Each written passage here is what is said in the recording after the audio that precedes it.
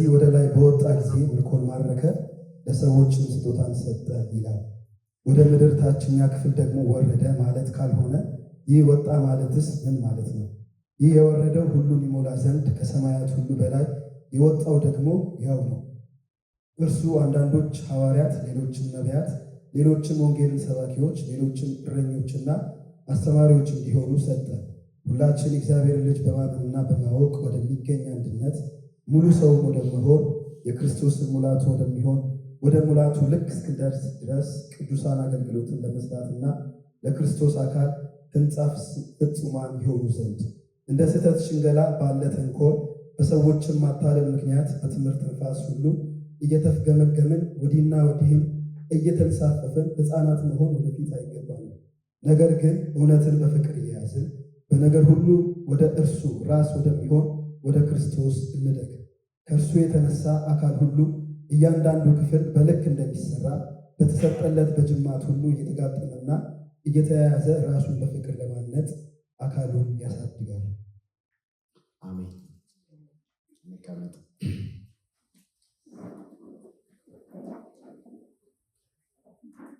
ዛሬ የምዕራፍ 4 ጀምረናል። ምዕራፍ 1፣ ምዕራፍ 2፣ ምዕራፍ 3 ባለፈው የመጀመሪያ ጊዜ ሲጀምር ትዝ ካላችሁ ክርስቲያኖች አማኝ እኛ ቅዱሳን የሆነውን ነው። እንደዚህ ናችሁ፣ እንደዚህ ናችሁ፣ እንደዚህ ናችሁ፣ እንደዚህ ናችሁ፣ እንደዚህ ናችሁ። በጣም ብዙ ነገር ነው። አንዳንዶቹን ለማስታወስ ያክል እግዚአብሔር አብ አቀደ፣ ወሰነን። ለምን? ለአገልግሎት እንድናገለግለው ጌታን ወሰነ። ለምን? የክብሩ ጸጋ ይመሰገን ዘንድ አብ መረጠን። ወልድ ሞተልን፣ በደሙ ገዛን፣ የክብሩ ምስጋና ይሆን ዘንድ። መንፈስ ቅዱስ አሁን ለሚመጣው ዓለም የእግዚአብሔር ንብረት ለመሆናችን ማስረጃ መንፈስ ቅዱስ በእኛ ውስጥ ኖረ፣ ታተምን። እሱም የእግዚአብሔር ጸጋ ምስጋና ይሆን ዘንድ የተትረፈረፈ። ይህን ለምን አደረገው እግዚአብሔር? ለክብሩ ምስጋና ይሆን ዘንድ፣ ለክብሩ ምስጋና ይሆን ዘንድ። ከዛ በጣም ጳውሎስ የሚለምናቸው ጸሎቶች፣ ልመናዎች አሉ። የሚጸልየው ጸሎት አለ። ቅዱሳን ይህንን እውነት እንዲረዱት፣ ከዛ ቅዱሳን ደግሞ ሰዎችን የሚወዱበትን አቅም እንዲያገኙ፣ ከዛ ለዚህ ደግሞ ተገቢውን የሆነ መረዳት እንዲያገኙ፣ እውቀት እንዲያገኙ በጣም ይጸልያል።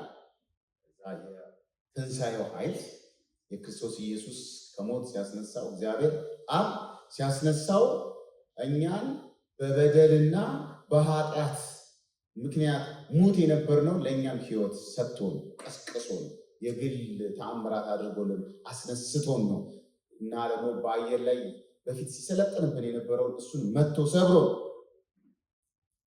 እና ብዙ ነገር ግን በምሕረቱ ባለጠጋ የሆነ እግዚአብሔር ለእኛ ካለው ታላቅ ፍቅር የተነሳ ታላቅ ፍቅር ዮሐንስ ይህንን ሀሳብ አንደኛ ዮሐንስ ምዕራፍ 4:3 ላይ አብ የእግዚአብሔር ልጆች እንድንባል ተብለን እንድንጠራ አትረፍርፎ በእኛ ላይ ያፈሰሰው ፍቅር ምንኛ ትልቅ ነው።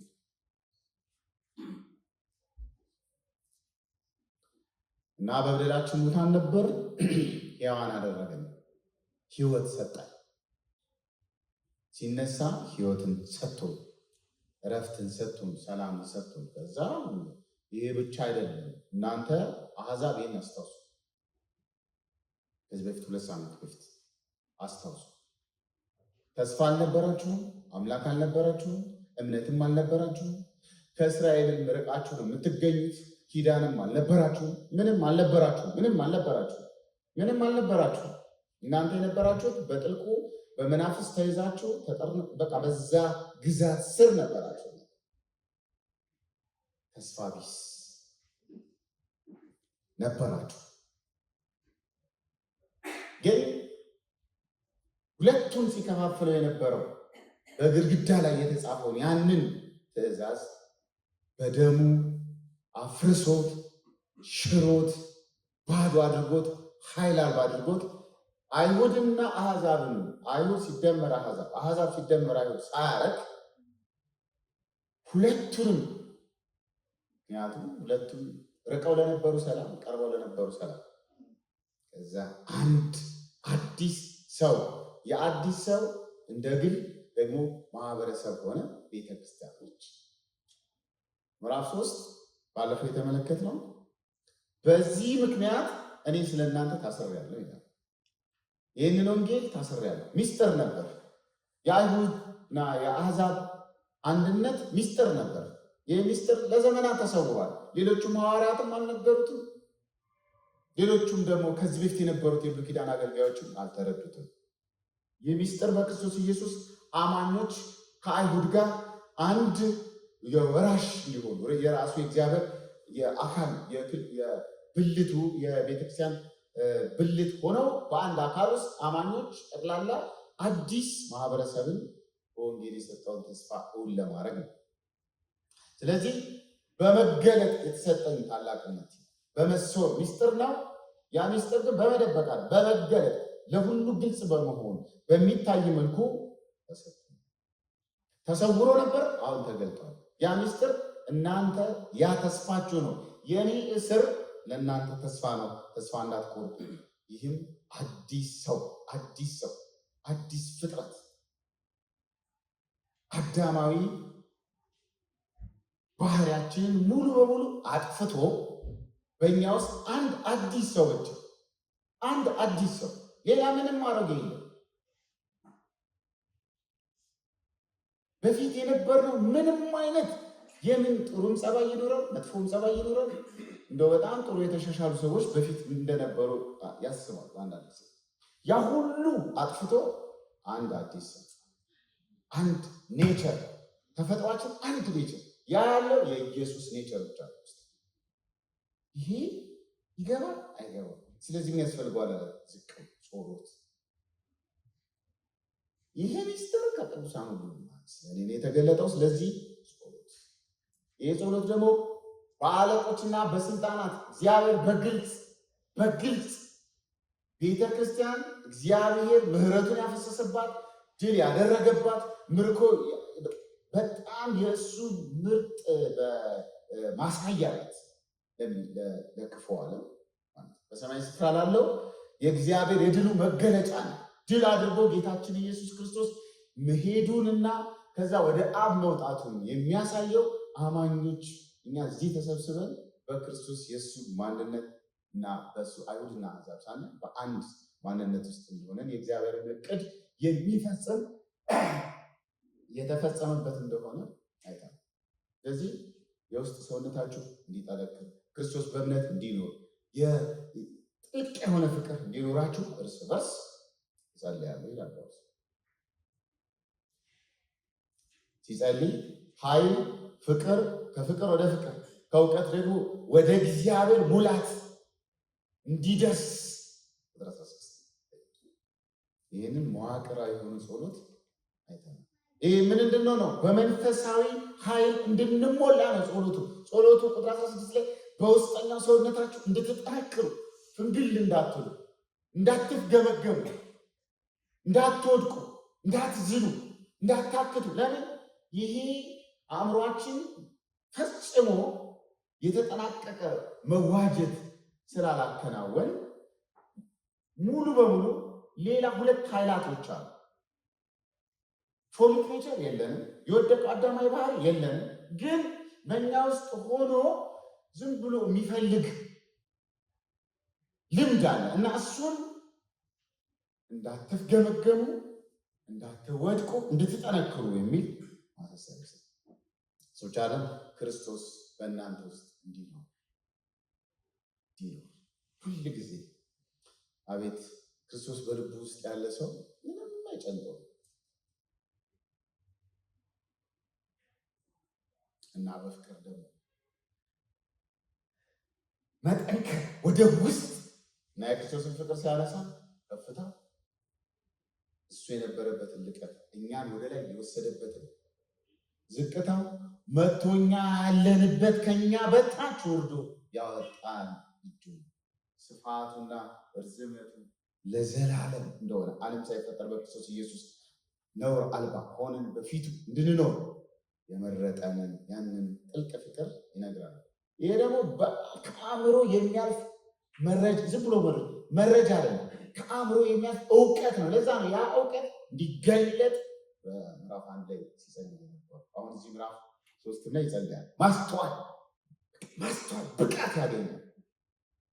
በክርስቶስ ኢየሱስ የሆነ ሰውዬ ማን በደንብ ብቃት ያገኛል።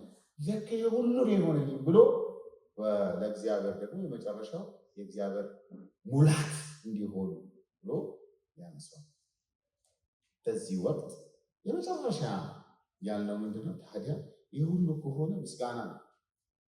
ቤተክርስቲያን በክርስቶስ ለእግዚአብሔር ከዘላለም እስከ ዘላለም። ስለዚህ በማንም ሰው እግዚአብሔር ብዙ ሰው ያመሰግነዋል፣ ግን ያ ምስጋና አይደርስም።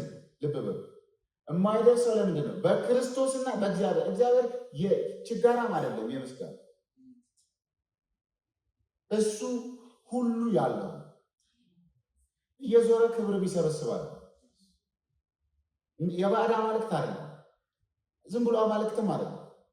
ልዑል አምላክ ሁሉ የሁሉ ነገር ምንጭ ነው፣ የሁሉ ነገር መገኛ።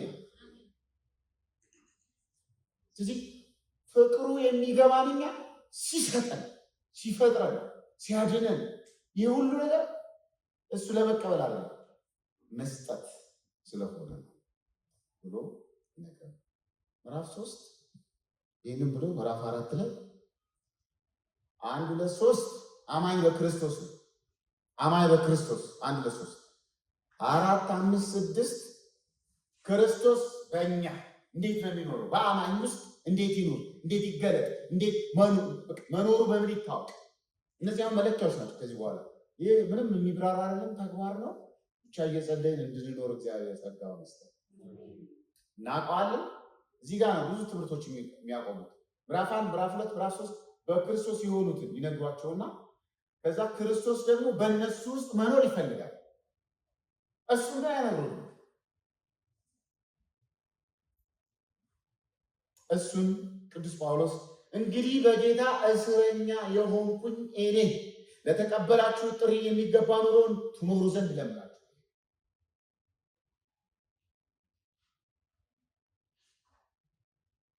የሚገርም ተገቢ የሆነ ህይወት ለጥሪው የሚመጥን ጥሩ የሆነ ህይወት እዚህ ምዕራፍ 1 ምዕራፍ 2 ምዕራፍ 3 የመሸጋገሪያ ሀሳቦቹ በሁለት ቁጥሮች ውስጥ ወይም በሶስት ቁጥሮች ውስጥ ያስራቸውና ከዚህ በኋላ መርሆችን ያወራል። የመልእክቱ መዋቅራዊ ይዘትን የሀሳብ ሽግግሮችን ታያላቸው። ምዕራፍ 1 እስከ 3 ያው ግልጽ ነው፣ ቀደም እንዳልኩት። ከ4 እስከ 6 ደግሞ ተግባራዊ ያ ዶክትሪን ትምህርት ነው። ጌታ ኢየሱስ ጊዜ ይህን ነው የሚያደርገው። ጳውሎስም ተመሳሳይ ነው። ማቴዎስ ወንጌል ምዕራፍ 4 ጠራቸው፣ ደቀ መዛሙርቱ ከጠራቸው በኋላ ምዕራፍ 5 ምዕራፍ 6 ምዕራፍ 7 ጽንሰ ሐሳባዊ ስልጣናን የሰጣቸው። ምንም አላደረገም፣ ትምህርትን የሰጣቸው ጽንሰ ሐሳብ የጽንሰ ሐሳብ ስልጣናን የሰጣቸው። 8 እና 9 ማቴዎስ ሙሉ ተአምራትና ድንቆች ናቸው። ሌላ አታዩ። የእግዚአብሔር መንግስት ወሬ ብቻ አለችው፣ ጽንሰ ሐሳብ ብቻ አለችው። ኃይልም አላት፣ ጉልበት አላት፣ ስሩ ሞክሯት ካለ በኋላ ምዕራፍ 10 ላይ ሂዱ ይላል። ፕራክቲስ ያደርጋል። ወጥተው ሲመሰክሩ አጋንንት ሲገዛላቸው ምናምን ያንን ታዲያ። ስለዚህ ቅዱስ ጳውሎስም አሁን በቀጥታ መጥቷል። ይህ ጭንቅላታችሁን ጋን ለማድረግ ትልቅ ለማድረግ አለ። ይህ ሲጀመር ኢንፎርሜሽን አለ። ይህ ሀቅ ነው። የእግዚአብሔር እውነት ሀቅ ነው፣ የተረጋገጠ እውነት ነው። ፕራክቲስ ደግሞ ይህ አሁን የምንቀበለው አለ የተሰጠን እንዴት እንደምንገልጠው እንዴት እንደምናሳየው ነው ማሰብ ያለው። የሽግግር ድልድዩ ከምዕራፍ 4 ከ1 እስከ 3 ያለው ክፍል 1 እስከ 3 ቁጥር 1 አንብቤ ያለው በፍጹም ትሕትና ገሮች ሁኑ፣ እርስ በርሳችሁ በፍቅር እየተቻቻላችሁ ተቻቻሉ። ደስ ሲል መቻቻል እዛ ቤት አይሰራም። የሃይማኖት መቻቻል የሚባለው እዛ ጥቅሙ የተነካቀል በቢላ ያርዳል። እኛ እንቻቻላለን። ለምን? እኩል ነው ማንነታችን፣ ያለን ነገር ነው የምንቻቻለው። ትዕግስተኞች ሁኑ፣ በሰላም ማሰሪያ የመንፈስ አንድነትን ለመጠበቅ ለጥሪው የሚመጥን ሕይወት በጌታ እስረኛ የሆንኩት እኔ ጳውሎስ በእስር ቤት ውስጥ በወህኒ ቤት ውስጥ ሆኖ እንዴት እንደዚህ ጥልቅ የሆነ ነገር እግዚአብሔር ለእኛ እኔ ስለ እናንተ መታሰሪ ይቆጨኛል፣ እናንተ ውጭ ሆናችሁ እየተዝናናችሁ እኔ በእስር ቤት በብርድ እጠበሳለሁ አላለ።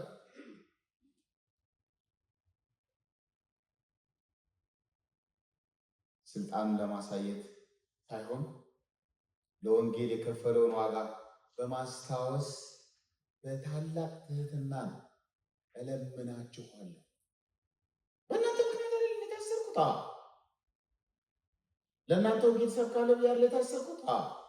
ግን ማንም ታውቃላችሁ፣ እነዚያ የኔ ዘመዶች ምን እንደሚሏችሁ ግድግዳው ላይ ተጽፏል። ከዚህ ያለፈ አይሁድ ያልፋል፣ አሕዛብ ይሙት ይላል። ቢሞት በራሱ ላይ ደመ ከልብን እንደ ውሻ ነው የሚቆጥሩት፣ እንደ ማገዶ ነው የሚቆጥሩት። አሕዛብ የሲኦል ማገዶች ናቸው። እግዚአብሔር ራራል። ትንሽ እጠራጠር ነበር አንድ አይሁድ ያንተው እኛ እነሱስ ቢከተል አላረገ። አይሁዳዊውን አሕዛብን አፍርሶ አንድ አዲስ ሰው እና መጠራታችሁ እንደሚገባ አስታውሱት ብሏል ምዕራፍ 3 ላይ። አሁን ደግሞ ተመላለሱ። ይህ ጳውሎስ የአካሄድን የህይወት ስታይልን ላይፍ ስታይል አዲስ ህይወት አለ አይደለ? ሰውዬ ተቀብለ የለ አዲስ ህይወት። ስለዚህ የአዲስ ህይወት ይታይ ይገለጥ።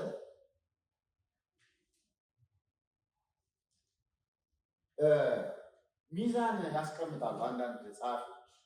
ሚዛን ታውቃላችሁ፣ ሁለት ሚዛን ይሄ በክርስቶስ ያገኘ ነው የሆነው ከዛ ይሄኛው ከ4 5 6 እንዲቀስ ያለ የሆነው እንዲኮል አንዳንዱ ሳይሆን በጣም የሆነ ይመስለዋል። ሃይማኖት መጀመሪያ በመሆን ነው። ይሄ ገና ከለማምደን አይደለም። የእግዚአብሔርን የምናገር በመገለጥ ተሰጥቶን ተቀብለን ነው፣ ሆነን ነው፣ ተቀስቅሰን ነው። ልንጸድቅ አይደለም፣ ጸድቀን ነው። አንድ ትራፊክ መንገድ ላይ ወጥቶ ትራፊክ ለመሆን አይደለም የሚቀጣ፣ ስለሆነ ነው የሚቀጣ። እኛም ስለ ዳን፣ ስለ ጸደቅን፣ ስለተወለድን የልጁ ህይወት ስላለን ነው እሱ ለማሳየት ነው የምንሰራው የምንንቀሳቀሰው። በጎ ለመሆን አይደለም ነን፣ ፍቅር ሆነን ነው ምንጀምር። አለን ውስጣችን ተካፍለናል። ልጁ ህይወቱን በእኛ ውስጥ አኑሯል።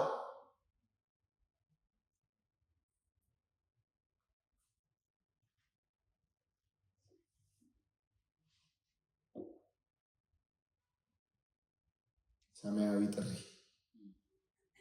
የሰማያዊ ጥሪ ክብደቱ በአንድ በኩል ሲል የሆነው ሲል፣ በዚህኛው በኩል ደግሞ የእኛ ዕለታዊ ምልልሳችን ሚዛኑን እንዲጠብቅ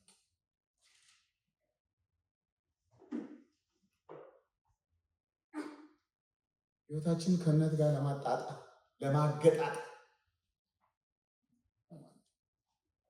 ቁጥር 2 የአንድነት መሰረት የሆኑት 4 ባህሪያቶችን ይዘረዝራል ጳውሎስ።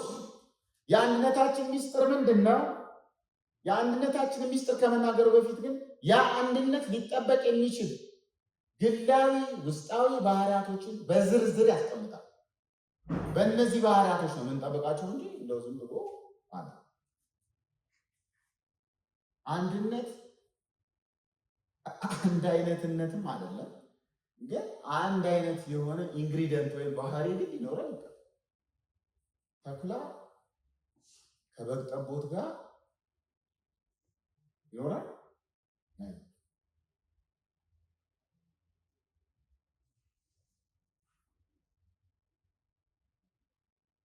ክርስትና ክቡር የሆኑ ትልልቅ ባህሪያቶች አሉ። የመጀመሪያው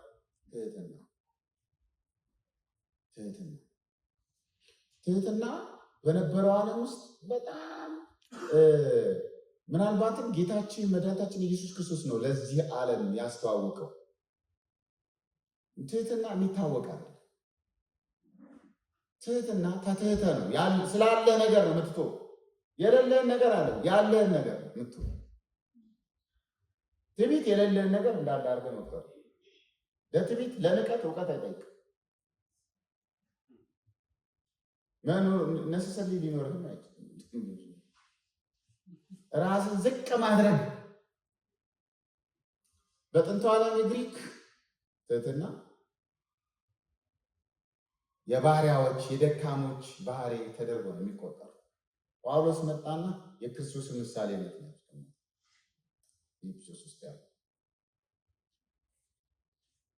የአእምሮ የልብ መታደስ የመጀመሪያው መታወቂያ አደረገው። ልቡና አእምሮ የታደሰ ሰው ትሁት ነው። ትሁት ማለት ቁስስ ያለ ነው። ትህትና ማለት ራስን ማሳነስ አይደለም። ስለ ራስ በጣም ዝቅተኛ ስሜት ማኖርም አይደለም።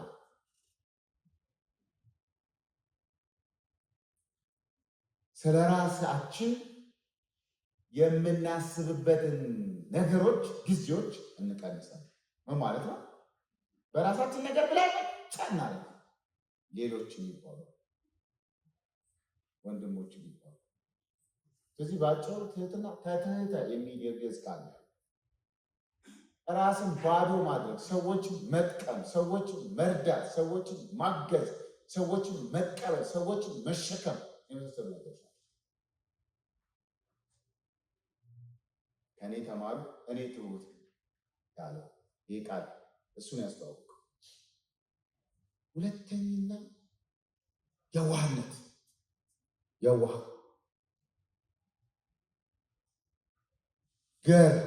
የዋህ ሪዝነብል ማይንድ ሆነ የሚያስብ የሚያመዛዝን አእምሮ። ደካማነት አለ። የዋህ ማለት ደካማ ነው። ቧልት ትልቁን ቁም ነገር ተራ ማለት ነው። ቧልት የዋህ ምን ይሆናል ይልና ሚስቱ ይወሰድበታል። እንትን አለ ይሄ አይደለም። ይሄ የዋህነት አለ። የዋህነት በቁጥጥር ስር ያለ ኃይል አለ፣ ግን ይቆጣጠር። ፓወር አንደር ኮንትሮል ይይዘዋል። ለወንድሙ ብሎ፣ ለፍቅር ብሎ፣ ለሰዎች ብሎ እየታገሰ በቁጥጥር ስር ያለ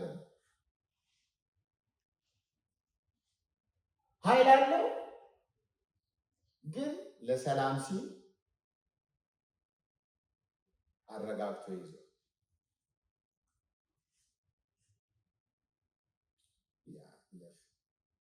ይደግ ገና ነው። ጥሩ ነው ይሄድ መስሎት ነው እንጂ እሱ እንደዚህ አያረግም ይላል። ለምን? እሱ ውስጥ ያለውን ያውቀዋል። እሱ ውስጥ ያለው እኔ ውስጥ ያለው ነው። እኔና እሱ ውስጥ ያለው ጌታ ኢየሱስ የሰጠን ስለሆነ እንትኑ ክፉ ነው ብሄሩ፣ አመጣጡ፣ አካሄዱ ምናምን እሱማ የለም። እሱማ ምን ይሰራል? የለም። በሕጋዊ መንገድ አሮጌው ስጋችን ይሻር ዘንድ ከክርስቶስ ጋር ተወግዷል። ከየት አምጥተን ነው የምንለጥፈው?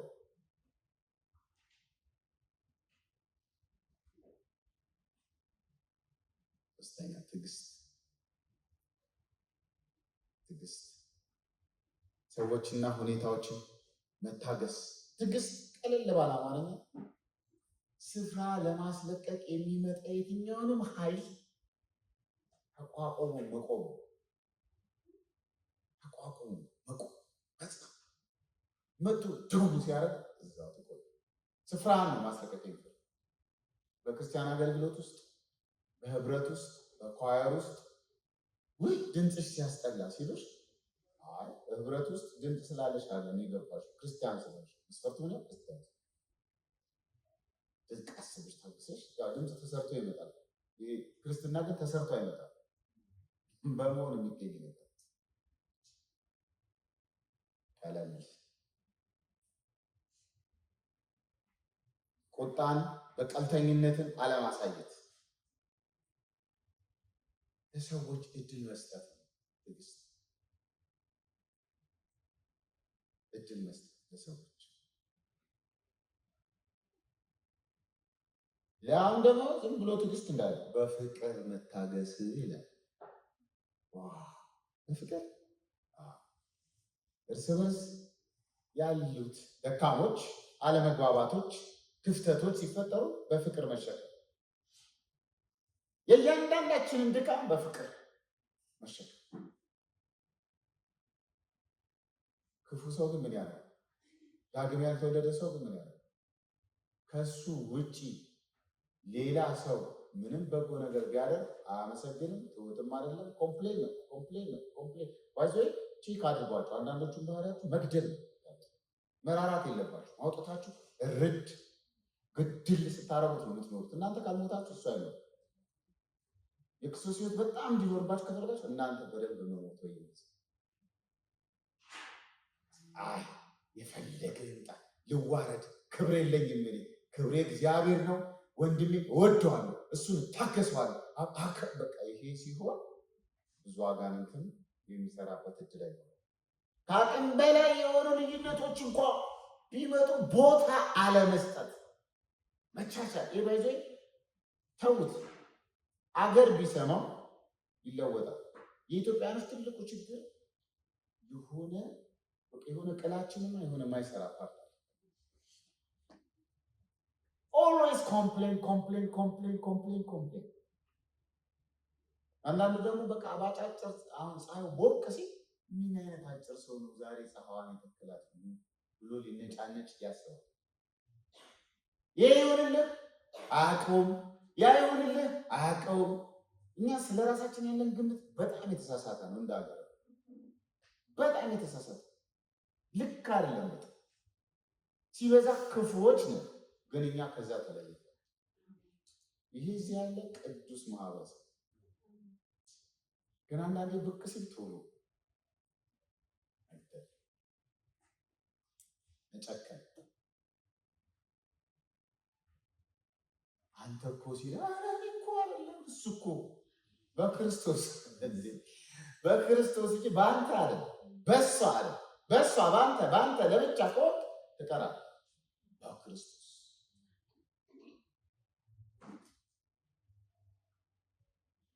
ይሄ የመንፈስን አንድነት ጠብቁ ይላል። ፍጠሩ አላለ፣ ስሩ አላለ። ያለንን ነው የምንጠብቀው። የመንፈስ አንድነት እዚህ ጋር አንድነትን መፍጠር አንችልም። አንድነት መፍጠር አላለ። ምክንያቱም አንድነት አስቀድሞ በመንፈስ ቅዱስ ተፈጥሯል። ሁለቱን አንድ ያደረገ አይደል የሚለው? ሁለቱን አንድ ያደረገ አንድ ስለሆነ በቃ እከሌ ከከሌ አይበልጥም፣ እከሌ አያንስም። ሁለቱ አይበላለጡም፣ አይተናነሱም፣ ደግሞ እኩልም አይደሉም። እናስ አንድ ናቸው። የጳውሎስ ቴዎሎጂ ፓስተር አገልጋይ ከተገልጋይ አይበልጥም፣ ተገልጋይ ከአገልጋይ አያንስም፣ አይበላለጡም፣ እኩልም አይደሉም። እኩል ናቸው ብላችሁ እንዳታስቡ። ደግሞ እኩል ሚና ልዩነት ስላላቸው እናስ አንድ ግን ናቸው። ሁሉም መስቀሉ ስር ሲቆም እኩል። ከጳውሎስ እንማር ትህትና፣ ከቅዱሳን ሁሉ ለማንስ ለኔ ማለት ጳውሎስ ከቅዱሳን ሁሉ ያንሳል አይመስለኝም።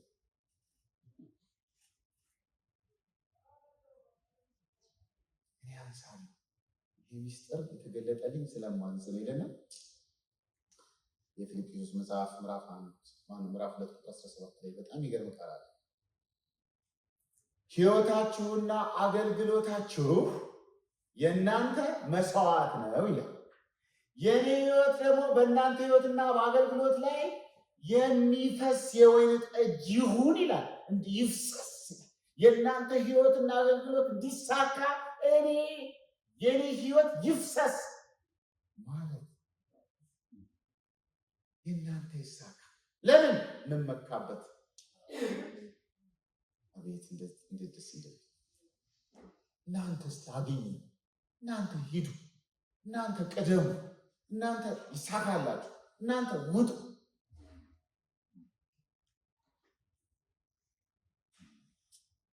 ትዕቢት ሲሆን ቆሮንቶስ ታበያችኋል፣ ከብራችኋል፣ ሀብታም እያላገጠባቸው ነው። በሚመስለው ጳውሎስ ሀብታም ናችኋል ይላቸዋል። መናጢ 4 ጊዜ ደብዳቤ ተጽፎላቸው የመጨረሻውን አንድ የምስት ሳይሰጥ ሰዎች ናቸው። በስስት የታነቀ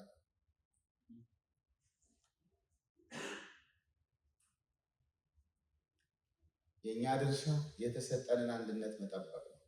ቶኪ መጠበቅ። እንዴት ነው የምንጠብቀው? በጣም ብዙ ነው። ከዚህ በኋላ ያለው ጠቅላላ እንዴት እንደምንጠብቅ ነው። ለመጠበቅ ትጉ፣ መጋደል፣ መጣጣር የሚል ትርጉም አለው። አርጀንሲ ያለው ክርስትና ቀልድ አይደለም። ከዚህ በኋላ ወንድምህን ሲያማብህ ኖ ማለት አለ። ለዛ ነው አሁን ፌስቡክ፣ ቲክቶክ ምናምን የሚባል ነገር ወጥተን ርድ የምናደርጉ ሰዎችን ኢየሱስ የተናገረው ላሰማል። ምናልባት ማቴዎስ ወንጌል ምዕራፍ 7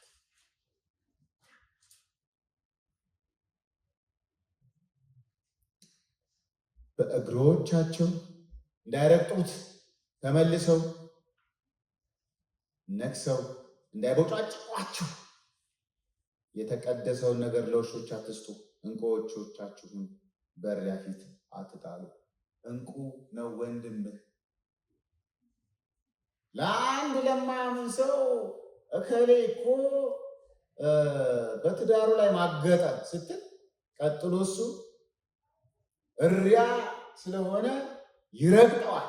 የተነገረው መርገጥ አይደለም።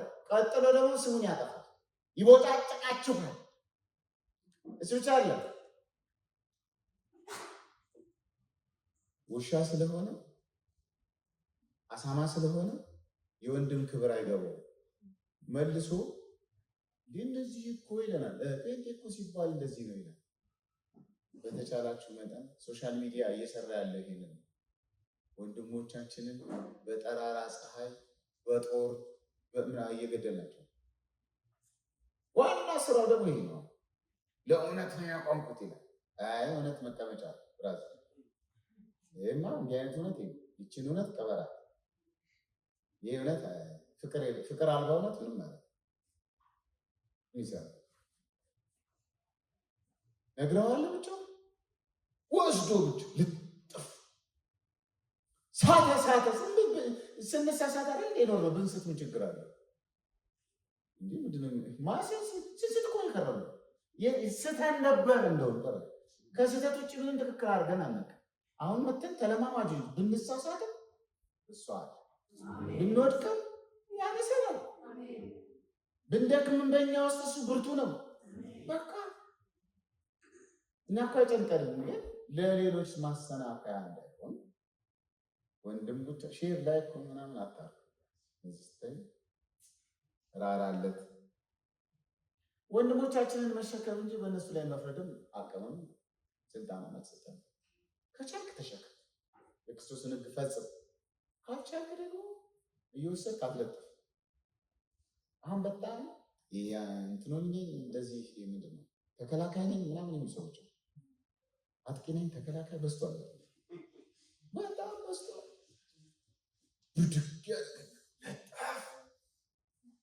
አቤት ርኅራኄ እኮ የለም ውስጣችሁ። ምን አይነት ደምና ምን አይነት መንፈስ ነው የተቀበላችሁት?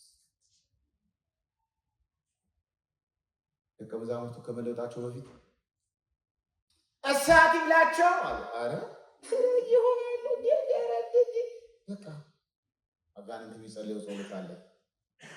አጋንንት ጸልያል አጸልያል። እንዴት? ሉቃስ ወንጌል ምዕራፍ 8 ቁጥር 2 ላይ እባክህ አታጥፋን ይላል። እናስ ምዕራፍ 22 ላይ ሄዶ ደግሞ ላጥፋቸው እነ ጴጥሮስ ይላል። አጋንንት የሚጸልየው ጸሎት እኔ አልጥፋ እና ሰው ላጥፋ፣ ሰው ይጥፋ፣ እኛ ብቻ ተጠብቀን በምህረቶች ሌላው ይውደቅ። ይህ አጋንንት ጸሎት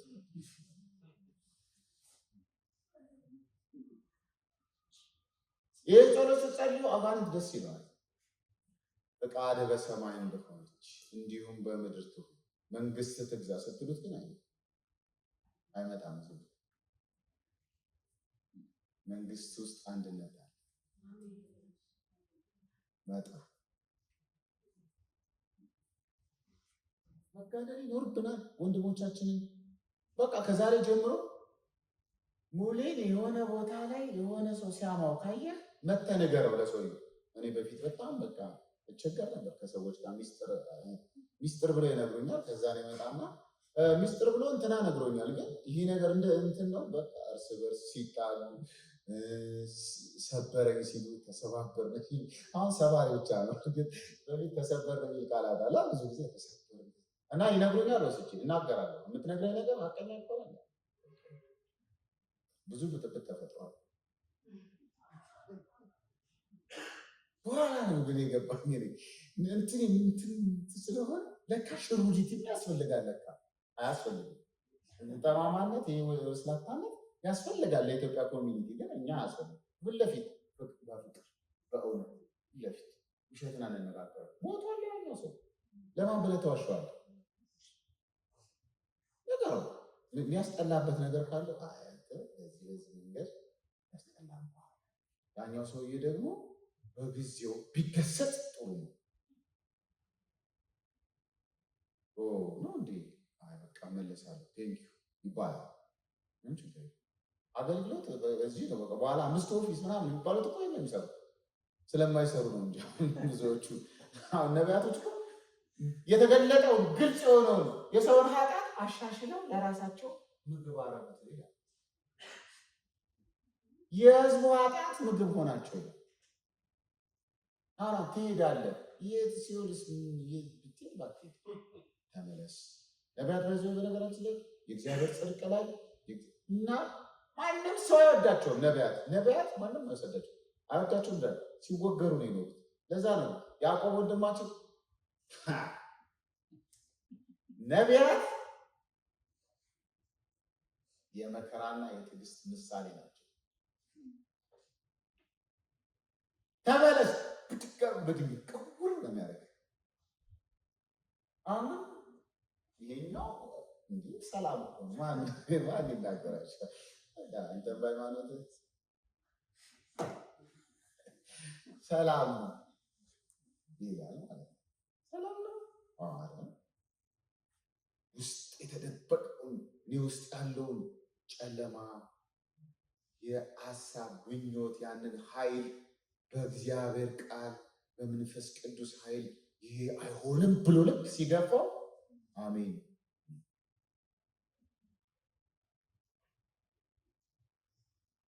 ግን እሱ አይደለም በኋላ እሱ አገልግሎት በኋላ። ስለዚህ አንድነት በራሱ ጊዜ የሚጠበቅ ነገር ሳይሆን የማያቋርጥ ጥረትና ንቃት ይፈልጋል። ኢንቴንሽናሊ በትኩረት ለምን ህብረትን መበጠስ ነው የሚፈልገው? ህብረት ከተበጠሰ ደግሞ መንፈስ ቅዱስ አይሰራም።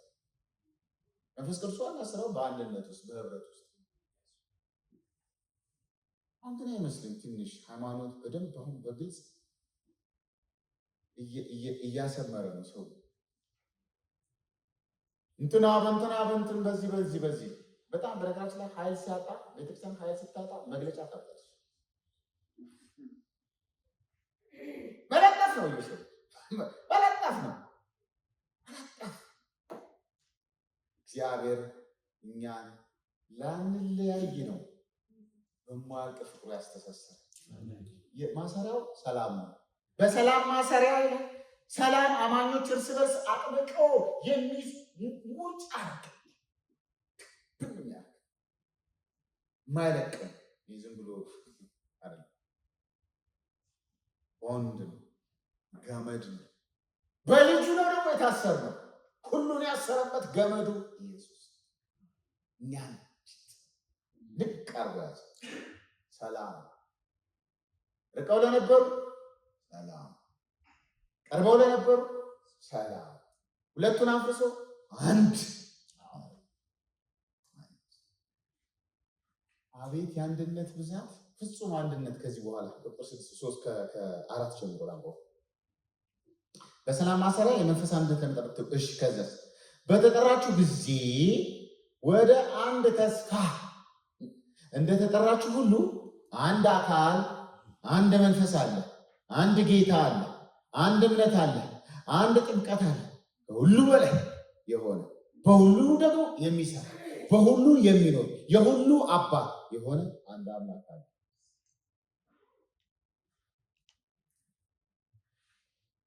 ሰባት አንድነቶች፣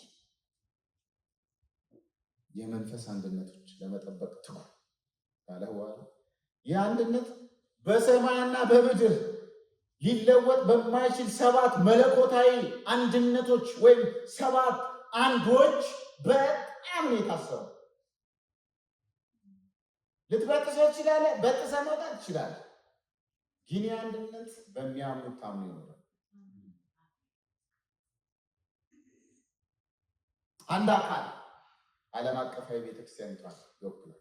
አንድ መንፈስ አማኞች ሁሉ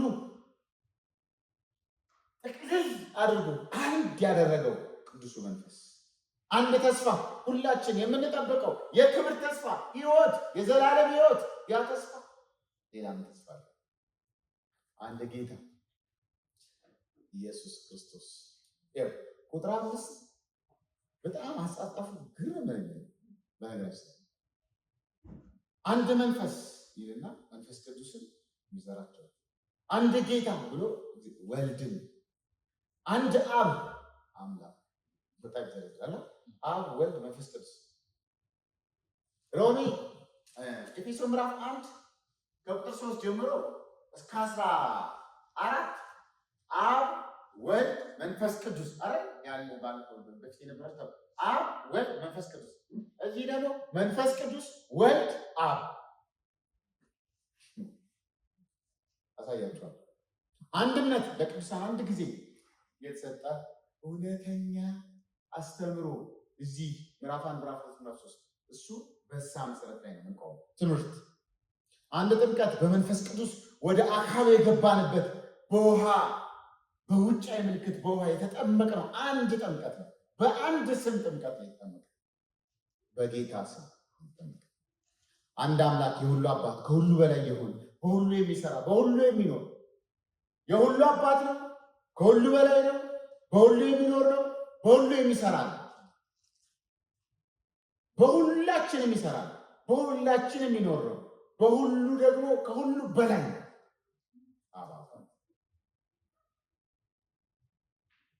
ጳውሎስ ሥላሴን እንዴት በየቦታው እንደሚያስገባ መጀመሪያ ቁጥር 4 መንፈስ ይላል። መንፈስ ይላል። ቁጥር 5 ክርስቶስ ጌታ ክርስቶስ። ቁጥር 6 እግዚአብሔር አብ 4 5 6 ቁጥር 4 መንፈስ ቅዱስ። ቁጥር 5 ጌታ እግዚአብሔር ወልድ እግዚአብሔር መንፈስ ቅዱስ እግዚአብሔር ወልድ እግዚአብሔር አብ ሥላሴ። አቤት አንድ በሶስትነት የተገለጠ አንድ አምላክ በሥላሴ መሰረት ላይ ነው የተመሰረተው።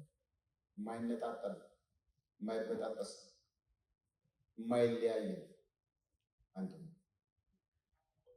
አንድነት እኛ አንፈጥረውም። መንፈስ ቅዱስ የሰጠን አንድነት ግን ለመጠበቅ እንተጋለን ነው። እስካሁን ማለት ነው እኛ አንፈጥረውም። አንድ የሆኑ ሰዎች ናቸው አንድነት የሚያመጡት። ሰላም ዝም ብሎ ይመጣል።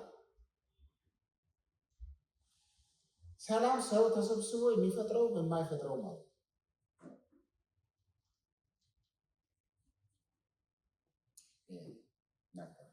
ከ7 እስከ 16 ቶሎ ቶሎ ብዬ አንሳ።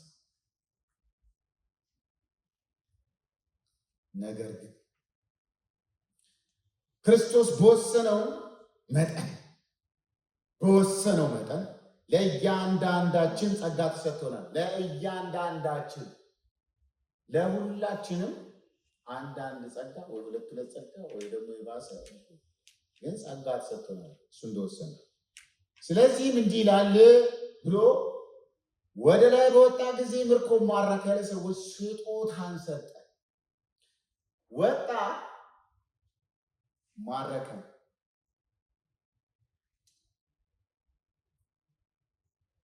ይገርመኛል።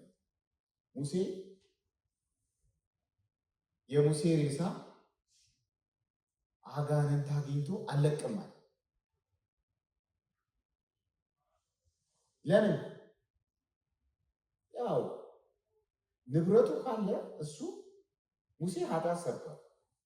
ግብፅ እያለ ሰው ገሏል። እንዳትገባም የተባለበት የራሱ ምክንያቶች አሉ። ከመላእክቱ ጋር ተጨቃጨቁ። መላእክቱ ያለው እሱ ነው፣ ጌታ ይገስጽህ፣ ጌታ ይገስጽህ። መክሰስ ነው ስራው። በጣም የሚገርመው ኢያሱ ትብታብ ቆሻሻ ልብስ ለብሶ ያሳጣው ጀመረ። ኢየሩሳሌምን የመረጠ አንተ ጌታ ምን ይበል ይገስጽህ። የኛስ አሁን መክሰስ አይችልም። የወንድሞች ከሳሽ ወድቋል።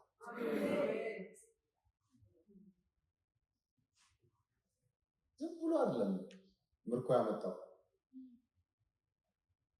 ባጥርኩ ሰይጣን የሚለን እነዚህ ካፈር ተሰርተው የእግዚአብሔር መልክ ቢኖርባቸውም ካፈር ተሰርተው እንዴት ለዘላለም ከሱ ጋር ይኖራሉ? አለው ከሱም ኮምፕሌን አለ፣ ይፈርዳል፣ ከሱም ጨቃጨቃል። መጨቃጨቅ መሰላችሁ? ራዕይ ምዕራፍ 6 ገብታችሁ ተመለከቱት። ለምን አትፈርድልንም በምድር በሚኖሩ ሰዎች ላይ ያሉ እነዛ በእረፍት ውስጥ ያሉ ነፍሳቶች? እሱም እንደዚሁ ይጠይቃል።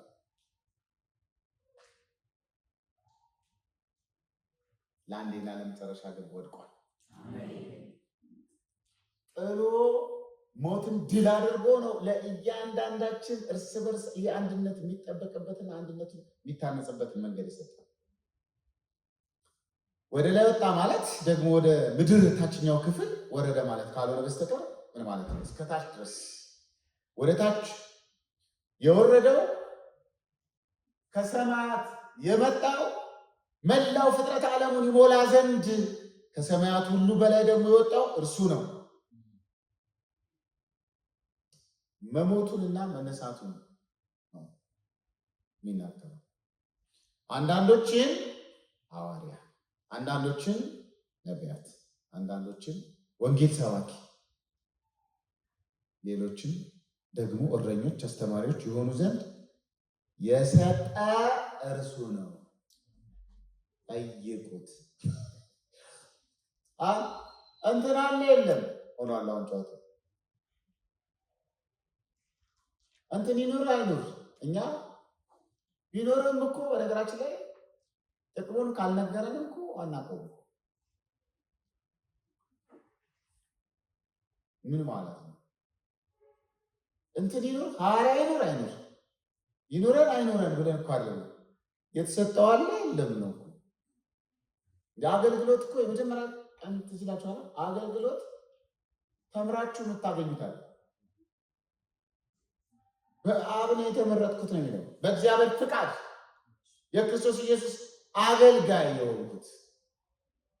ስለዚህ እናንተ ስለፈለጋችኋል እግዚአብሔር ፈቅዶ ክርስቶስ መርጦ ለአገልግሎት ካልሆነ በስተቀር ለተቆዋቀላችሁ በዓለም ዘፋኝ የሆነ ሰው እዚህ መቶ ዘማሪ መሆን ሰው ምን እናታን ብሎ ሊሆን ይችላል። ፕሮፌሽን ስላለን የምናደርገው ነገር ጸጋ። ለምን አገልግሎት እኛ ለእግዚአብሔር የምንስጣፈጥፍለት አይደለም። አገልግሎት ማለት እግዚአብሔር በእኛ ውስጥ የሚሰራው እንጂ እኛ ለሱ የምንሰራበት። ስለዚህ ማንም እርሱ በሰው እጅ አይገለገል። እርሱ ግን ሁሉ በሁሉ የሆነው ወዶ የሰጠው ስጦታ ለአካሉ መታነጽ ነው። ሐዋርያትና ነቢያት ቀጥተኛ ምላሽ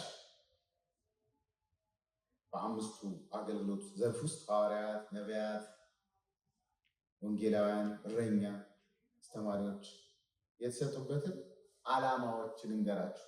ዓላማዎቹ ይሻላል። ዓላማዎቹ እኮ ካስፈለጉ አንዱ ጳውሎስ በነገራችን ላይ ምዕራፍ 3 ላይ እነዚህ ሐዋርያት እና ነቢያት እኮ አያውቁትም እኮ ነው ያለው አሁን ያሉት። ስለዚህ ዓላማው ካለ ነገርየው አለ፣ ዓላማው ከሌለ ነገርየው የለም። የለም እንወዳለን። የለም እኮ መጥፎ ነገር እኮ ነው። የለም እኮ እግዚአብሔር ላለመኖሩ ጥቂት ምክንያቶች ብዬ ነው ብጽፍ መላ ስነ ፍጥረቱን ሁሉ አንጥቼ ፈልጌ የለም ብዬ እንትኑ እኮ ብዙ የማስረዳት እኮ ኃላፊነቱ ብዙ የለም ማለት አንዳንዴ ራሳችንን በጣም አዋቂ ባናረግ ጥሩ። እኛ ቤተክርስቲያን በሁሉም አይነት ጸጋ አለ። እነዚህ ጋር ገና ክርስቶስ እስኪገለጥ ድረስ እንደ ቆሮንቶስ ጸጋ በደንብ የተትረፈረፈ ጸጋ ያስፈልገናል። አሁን ደግሞ ክፋቱ ተኩላ ትውልድ ነው የተነሳው። ተኩላ የሆነ በቃ ስለሆነ ዝብ ያለ አገልጋይ ያስፈልገናል። ስዊፍት የሆነ አገልጋይ ነው ያስፈልገናል። እንዴ እንትና ቲቶን እኮ ቀርጤስ ቢያስቀምጠው እኮ ቀልድ እንዳይመስል ቲቶ ታባርጎ ነገር አፍ ነው ያሰጠው፣ ይገለብጣል። ቲቶ ነው ጢሞቴዎስ ቢሆን አዩ ታናሽነትን አይናቀው ማባበል። የቀርጤስ ሰዎች ደግሞ ሆዳም፣ ዘወትር ሰነፎች፣ ጅባጅብ፣ ስራፈት፣ አጋሰስ፣ ሆዳም በቤት ሁሉ ደግሞ ያላቸው ምንም የሌላቸው ሰው ሆዳም ሆኑ፣ አጋሰስ ሆኑ፣ ጅባጅብ ሆኑ፣ ስራፈት ሆኑ፣ ሁሉ በጣም ተኩላዎች ናቸው። ስለዚህ ይተወጣ ወንድም አሁን የሚነሳውን ትውልድ እንደዚህ ነው። ብድ ያለ ስለሆነ ብድ ያለ አገልጋይ ነው የሚያስፈልገው። ምዕራፍ አንድ ወንድሞች ይላል። አሁን ዘመን ፍጥንጥን ያለ ነው። ፍጥንጥን ያለ ስለ ፍጥንጥን ያለ ነገር ትንሽ ይፈልጋል። በእርግጥ ክርስትና ማፍጠን አንችልም፣ ማዘግየትም አንችልም። ግን ሁሉ ነገር ፋስት ፉድ ሆኗል። ጸሎት አሁን ጸልዩ እንደ ቅል እንደሆነ አስቀል ጠላ በቃ ጸለይ በቃ እንዲህ የሚባል ነገር የለም። ብራዘር ትጸልያለህ። ጸሎት የእግዚአብሔር ፈቃድ ነው። መልሱ ላይ መለስ ይችላል። ጸሎት ነው መልሱ። መጸለይ ነው መዳን። የእግዚአብሔር ፈቃድ ዘወትር በክርስቶስ ኢየሱስ እንድትጸልዩ ነው ይላል እንጂ ጸሎት እንዲመለስ ነው። ጸልያለሁ ካልተመለሰም ጸልያለሁ። ጸሎት ስራ ነው። ጸሎት ኢንክሪፕትድም አይደረግም። ለክፉ መናፍስትም ስለማያውቁት አንስብ ብለህ ታስገባ።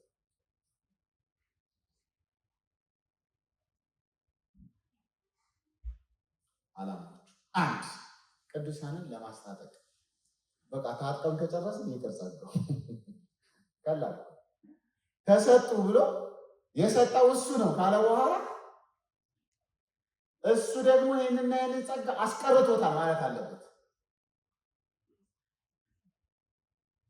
ሰጠ ካለ በኋላ ነሳ መሆን አለበት። ሰጠ ለምን? ቅዱሳንን ለማስታጠቅ አገልጋዮች ሁሉንም ስራ ለመስራት ሳይሆን ምዕመኑን ደቀ መዝሙር ለማድረግ ደቀ መዝሙር እየሆኑ ደቀ መዝሙር ያደርጋሉ። ደቀ መዝሙር እያደረጉ ደቀ መዝሙር ይሆናል። እዚህ ክበብ ውስጥ ማንም አይቀርም። ደቀ መዝሙር አደርጋለሁ፣ ደቀ መዝሙር ሳደርግ ደግሞ ደቀ መዝሙር እሆናለሁ። እስከ መቼ? እስክሄድ። ሁለተኛ ለአገልግሎት ስራ የተዘጋጁ ምዕመናን እርስ በርስ ደግሞ ይኸው ባለፈው ሳምንት ነገራቸዋል። ኮንሱመር መሆን ጥሯል ማለት አገልግሎት የሚፈጅ ሰው ጸሎት ሁሌ ጸልዩልኝ የሚል ሕፃን ነው። ስለዚህ ተመቶ ወደ ስርዓት መግባት ማደግ አለበት። እሱን እዚህ ሽሩ የሚል ማንም የለም። ጸልይ ራስ ታጋ የቀየውት የውጊያ ህይወት ተጋደል ነው። ከዚህ በኋላ መጋደል ነው። ተጋደል ጸልይልኝ አለ ልጸልይልህ ነው። አሁን መጣ ፓስተር ልጸልይልህ ጸልይልህ አድራል ምናምን በቃ እና የምራቀት ይችላችኋል። ጳውሎስ እናንተም ጸልዩ እኔም ጸልያለሁ።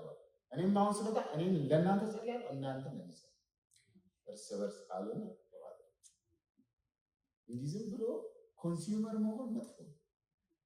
ኮንትሪቢዩተር መሆን ነው እድገት። ኮንትሪቢዩተር መሆን ዮሐንስ ወንጌልን አጥንቼው እና እንዲህ ነው መምህር ምን ይመስላል ብሎ በመካከላችሁ ያው ይሄ ደግሞ እንደዚህ ነው። እርስ በርስ እቤት ስትገባ አይንን ጭፍና አድርገህ ባይብል ስጡት ግልጥ አድርጎ ያነበብኩት ብሎ ያካፍል።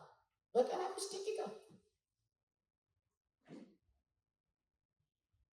ምንም በቃ አይታንተን በመነበቡ ብቻ እግዚአብሔር ቃል ይሰራል።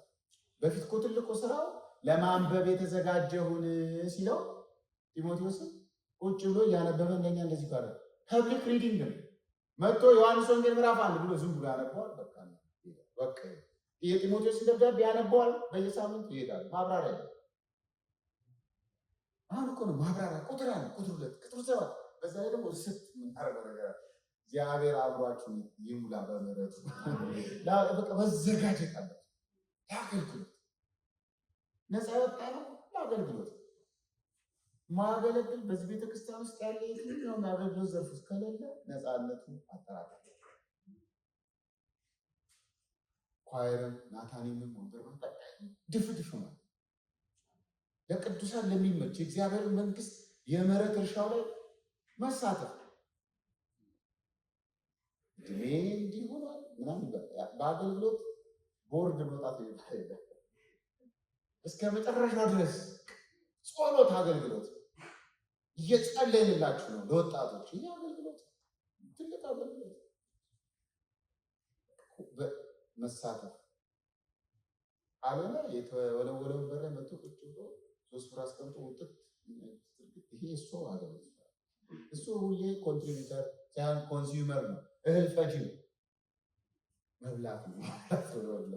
በነገራችን ላይ በጣም አገሪቷ 96% በይ ነው እንጂ ሰሪ አለ ቢሰራ ጥቂት ነው። በዛ ነው እንኳን አልመጣጠም የሁሉ አፍ ቢሰራ ብዙ ነገር ነው።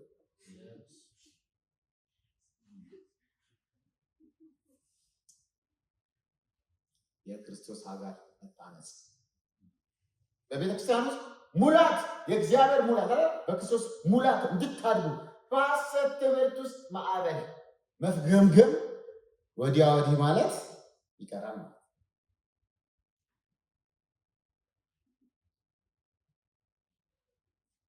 ከእንግዲህ በማዕበል ወደፊትና ወደኋላ ወደፊት ወደኋላ እየተነዳን በልዩ ልዩ አይነት የትምህርት ንፋስ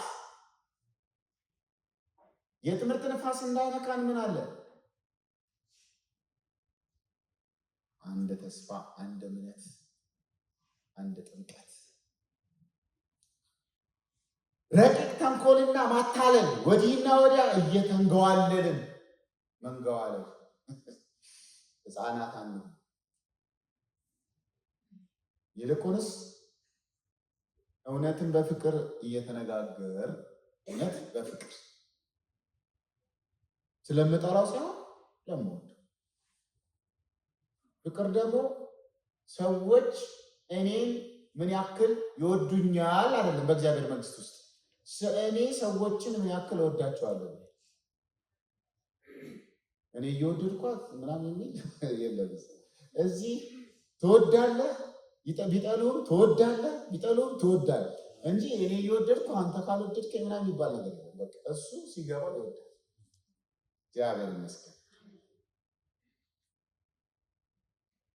ራስ ወደ ሆነው ወደ እርሱ በነገር ሁሉ እናድጋለን። እርሱ ክርስቶስ ነው። ከእርሱ የተነሳ አካል ሁሉ በሚያገኘው ጅማት እየተገናኘ እየተገጣጠመ እያንዳንዱ ክፍል የራሱ ስራ እያከናወነ በፍቅር ያድጋል፣ ራሱንም ያነጻል። ስለዚህ የተሰጡበት ዓላማዎች ይህ ናቸው። ስለዚህ ቤተክርስቲያን ውስጥ የብስለት ፍጽምና እንዲመጣ ነው። ሕፃንነት እንዳይበዛ ማለት ነው። እንደ ሕፃን በነፋስ ወደዚህ ወደዛ ወደዚህ ወደዛ እንዳይወዛወዝ እውነትን በፍቅር እየተናገርን ወደ ክርስቶስ የምናንገው ገና ነን። ማንኛችንም ቢሆን ወደ እሱ አላደግንም። ዛሬም ያድጋል ነገ። ጳውሎስ ለዛ ቅዱስ ቅናት አለ፣ ቅዱስ ስግብግብነት አለ። ባይዞ ሲስገበገብ አይታችሁት ከሆነ ፊልጵስዩስ ምዕራፍ 3 ውስጥ ልሄድ ልናፍቅ የኋላዬን እየተውኩኝ ናፍቃለሁ። ጉጉቱ አይረካም። ቅዱስ የሆነ አለመርካት ነው። አሁን እዚህ ግን ዝዝ ካለ ሰው ረክቷል፣ አድጓል። ያደገ ሰው ደግሞ ትዕቢተኛ ነው። ትዕቢተኛ ብቻ አይደለም እውርም ነው። የቀደመውን ኃጢአቱን ረስቷል። ነገ ምን እንደሚፈይድ አላውቅም። እውነትን በፍቅር ወደ ክርስቶስ አካሉን የሚያገናኘው የሚያስተናንጸው የኛ በክርስቶስ ኢየሱስ የየራሱ ሁሉም ሰው ሲሰራ።